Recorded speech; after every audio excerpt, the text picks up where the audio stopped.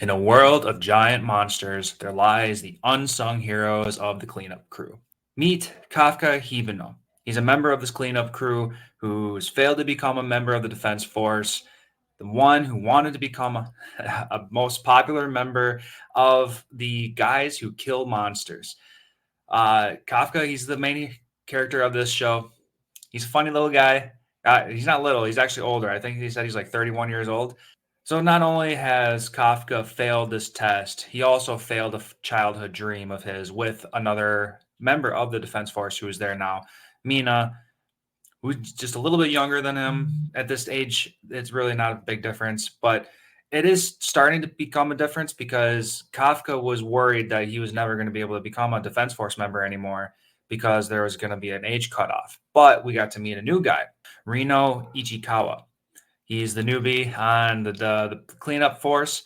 And at the end of the episode, we learned that they dropped or they rose the age of the cutoff. So Kafka can now retake the exam and probably become a member once again. Or not once again, but for once. This world building seems pretty cool. It's just typical Japan. It just so happens that giant freaking monsters come out of nowhere and start wreaking havoc.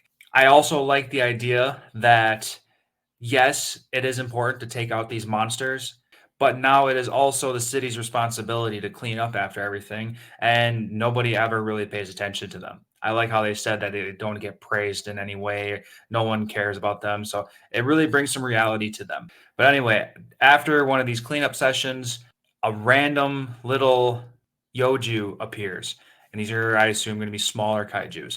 And just starts chasing our main hero throughout the city. And he's trying to prove to himself that maybe he can still make it into the Defense Force. And he's calling shots like go call for help. And he's running through the city, making the monster follow him and trying to escape him. But of course, we find out he doesn't quite make it. He gets his leg smashed in, just about to die. And then all of a sudden, Mina comes to help. And this white tiger comes so crazy. There's a freaking white tiger. Kind of reminded me of The Walking Dead. I stopped watching The Walking Dead as soon as the tiger was introduced. But this is anime, so it's going to be a little bit different. The tiger comes and crashes into the monster. And then the monster just kind of explodes. I assume a bunch of like gunshots also helped with that too. I want to know more about this tiger. Do you think that this tiger is just a normal tiger, or do you think there's some kind of kaiju mixed in with this tiger? That'd be pretty interesting. Kind of doubt it, but it'd be interesting. Anyway, Kafka ends up going to the hospital and he's going to get treated. And we run into another kaiju, a little flying guy. This one talked. I wonder if we're going to see other kaijus talk too, or if this is just a random one off. I can see both going. But anyway, this little random kaiju throws itself down Kafka's mouth, forces him to swallow it, and transforms into this badass looking kaiju. I was very surprised to see just how humanoid he still is. Like his voice wasn't really darker or deeper or anything like that. I kind of expected that one.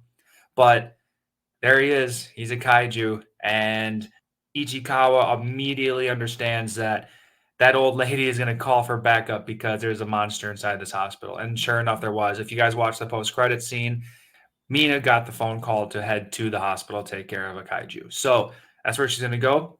And we'll see what happens there. Do you guys think that Mina is going to figure out that Kafka is this kaiju right away? Do you think it's going to be a quick battle? I think we're going to start off pretty hot and heavy. I think we're going to see that the kaiju, our new kaiju, number 8, has some abilities that we're going to see. He's going to jump around. Maybe we'll even get some kind of special attack. That'd be pretty cool. I didn't read the manga for this one yet, but I'm pretty tempted. But anyway, my last question is, do you guys think that Kafka will be able to jump back and forth between human and the kaiju?